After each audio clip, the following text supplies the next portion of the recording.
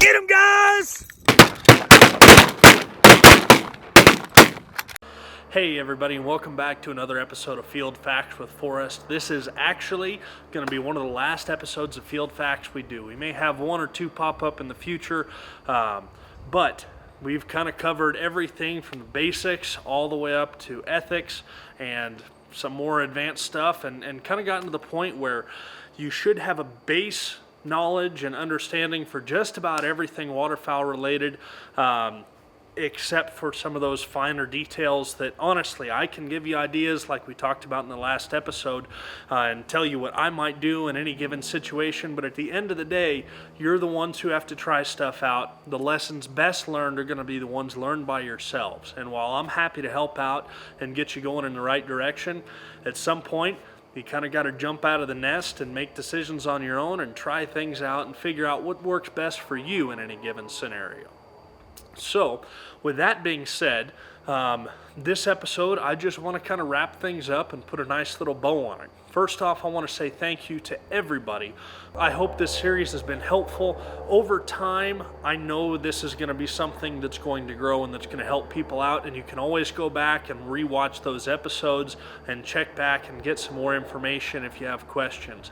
As far as your day-to-day, just kind of questioning things, again, that's back to you, and that's back to learning how to make decisions, how to try something that may be uncomfortable at the beginning.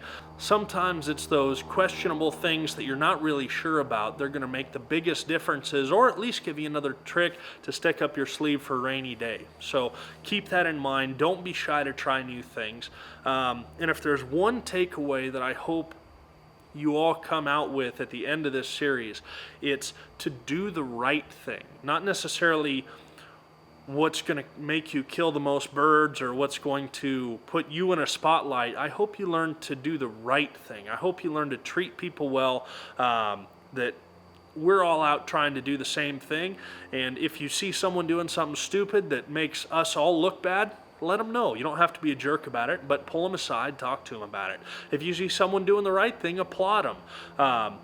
I'm not going to say that we're all one big happy family and that we all need to get along, and I'm not going to give you the whole kumbaya spiel, but basically put the sport before yourself. For all of you who are out there trying to make this your job, I think it's a wonderful thing, but instead of looking inwardly and selfishly upon what you can get out of it and what this can do for you, I feel that it's far better, and that when you do get into a position like we've all been blessed enough to get into, you need to look outward. Look at the sport. Look at what you can do to benefit the sport of waterfowling, because I can tell you that personally, waterfowling has changed my life. It's given me some of the best experiences that I could dream of, and so much more. I've met all of my best friends, or the vast majority of my best friends, through waterfowling, and I'm very honored to be able to do what I do. Now that brings me to my next point, and that is that another reason that this series is wrapping up is that I'm going to be making a change. While I love everything about what I've done at Dive Bomb Industries, the team I work with, and all the perks of the job, it's really been wonderful. Now that I've got about a 1.5-year-old son, I've got an opportunity to do something that's going to benefit my family, and it's going to be the best for my family and myself. I've got an opportunity, as many of you know, I do a bunch of bush flying in Alaska. I fly beavers in the summer on floats for fly fishermen and moose hunters and all that sort of stuff. I've got an opportunity to make that a permanent deal.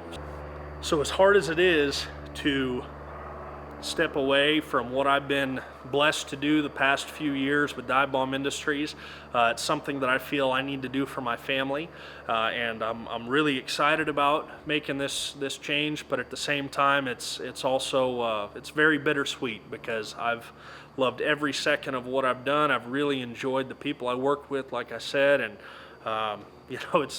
it's not too many people that are lucky enough to get to do what I've done the past few years, and I'm very grateful for everything that I've been able to do and for all the support that I've gotten from every one of you that watch this stuff and that have watched the vlog videos. Now, while this might be bye for now, and I'm doing making a little bit of a change, don't think that it's forever.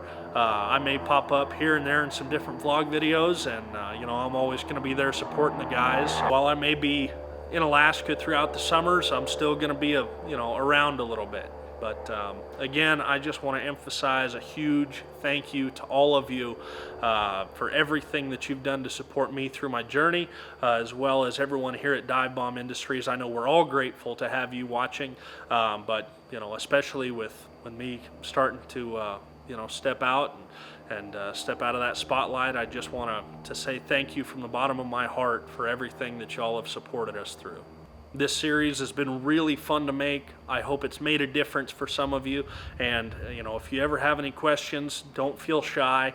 You can always reach out to me. Just because I'm not working for Dive Bomb officially anymore doesn't mean that I don't want what's best for everybody. So feel free to look me up on my personal page, and I'm more than happy to help you out wherever I can. Again, if it gets into that, if I give you kind of a vague answer, don't take it personally. But there are some things that are better tried out and learned. I'm happy to give you suggestions, but it may not just be the blueprints to the whole thing. Anyway, again, thank you all so much for watching this series. It's been an absolute pleasure to make it for you, and I really look forward to possibly running into some of you out there in the field. I'm always hunting public land. I'm all over the place still, especially right now. It's turkey season, so don't be too shocked if you see an old duck or goose caller out in the woods trying to figure out how to chase a turkey around. Anyway, thanks again. We'll catch you all later.